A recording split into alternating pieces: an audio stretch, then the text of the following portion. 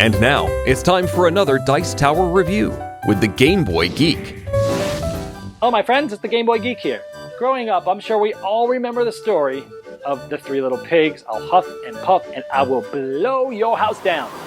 Now, today we're going to check out the Three Little Pigs from Yellow, which was released right around Gen Con 2013, which I just got back from, and this was one of my pleasant surprises.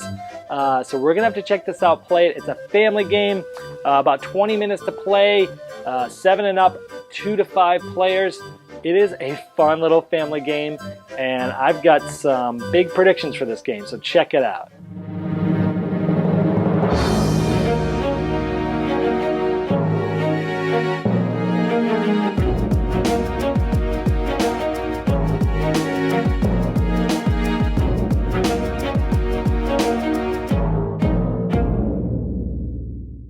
I first want you to see how cool the box is. It looks just like a book with a bookmark with the Three Little Pigs, and it sits on a shelf. It looks just like a book, which is really cool. It even opens like a book, and it also even has the Three Little Pigs, the actual story, in there that you could read to the kids. Also, the inside of the box holds the components nice, has some nice artwork with some little guides to showing you how to play the game in it as well. In Three Little Pigs, you're trying to build and complete as many houses as you can and hopefully have them be strong enough to withhold the blowing of the wolf. So what happens on your turn is you take the dice, 5 dice, pink dice here, and it's a Yahtzee dice rolling mechanic, similar to the King of Tokyo from Yellow.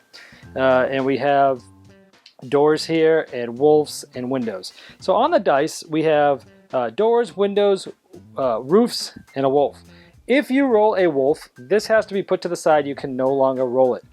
Now, just like Yahtzee and in King of Tokyo, you can keep any of these other dice and keep trying to roll. Or you can stop at any time. Now, if you stop, you're going to take certain things. Now, you'll see that we have straw, wood, and brick houses, and we have roofs, windows, and doors. And you'll see on each of these are different points. All of the ones that are in straw have 2 pigs, which means they take 2 dice of that kind to get it, and they're worth that many points at the end. So in this case, I have 3 doors. So we come over here, here's a door, here's 3 pigs. I need 3 dice to get a wood door, and I could build that at the end of the game. If this is on a completed house, I'll get 3 points for this tile. So I could either stop now and just take my 3 doors, or I could keep the ones I wanted and roll again. Maybe I'll keep the 2 doors and I will roll again. Ooh, now I've got 4 doors, and I'll stop because if I have 4 doors, I now can get a brick door. So I would take this, put it in my own little play area off to the side, and I have a brick door, and then it would be the next person's turn. And this goes on and on where people are rolling this.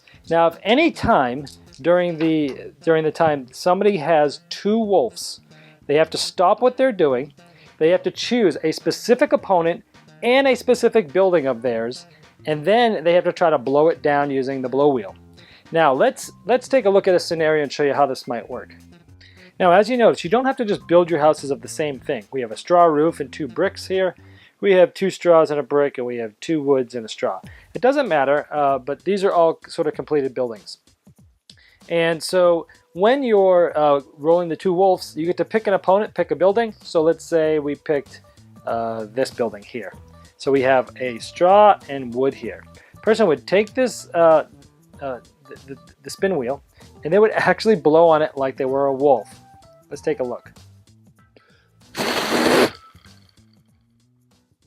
Alright, it's wood. So what would happen is, I had selected this house. Both of these pieces of wood would get completely removed from the game, and this is there. Now if I had blown on the pinwheel and I had gotten brick, and I had selected this house beforehand, these 2 bricks would go away, and anytime you have just a roof, the house collapses as well and it gets removed. Now, as you notice, you don't have to just build your houses of the same thing. We have a straw roof and 2 bricks here. We have 2 straws and a brick, and we have 2 woods and a straw. It doesn't matter, but these are all sort of completed buildings. And so when you're rolling the 2 wolves, you get to pick an opponent, pick a building. So let's say we picked this building here. So we have a straw and wood here. Person would take this the spin wheel, and they would actually blow on it like they were a wolf. Let's take a look.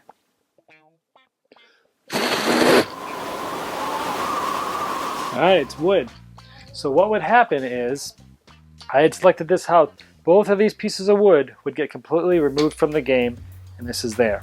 Now, if I had blown on the pinwheel and I had gotten brick, and I had selected this house beforehand, these 2 bricks would go away, and anytime you have just a roof, the house collapses as well, and it gets removed.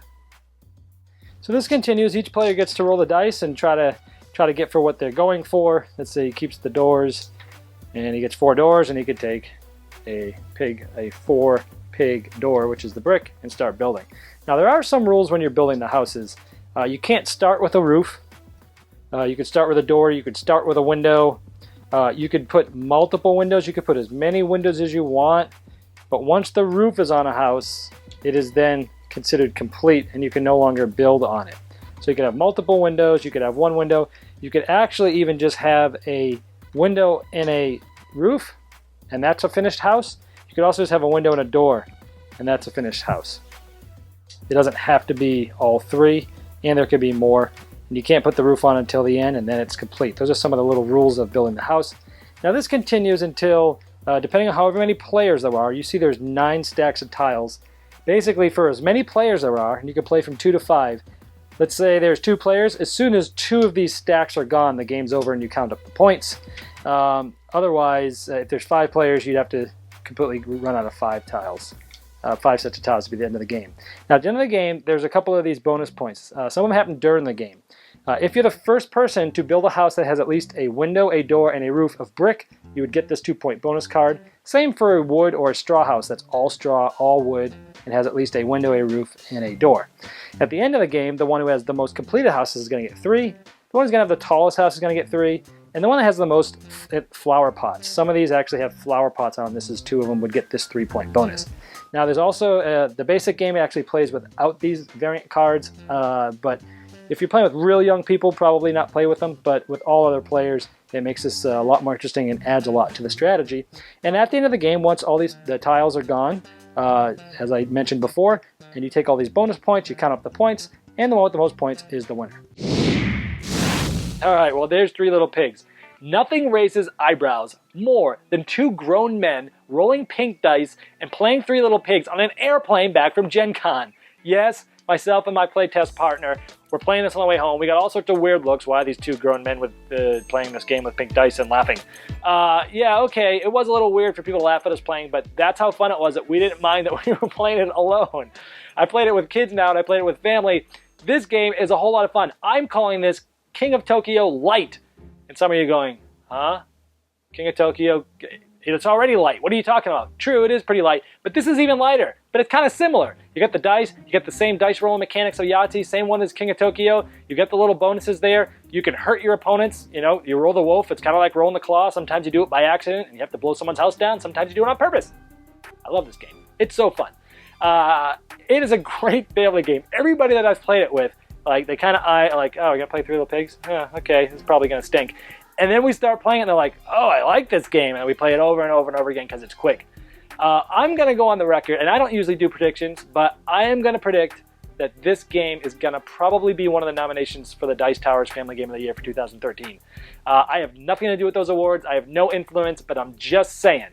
Anyway, if you have kids, or if you don't even have kids, I don't have kids, and I'm keeping the game because it's fun. And I don't care that it has pink dice, and I don't care if you yell at me because it's fun. And when I blow your house down, and I take that little spindle and I blow it, and your brick's coming down, and I'm laughing in your face, hey, it doesn't get much better than that.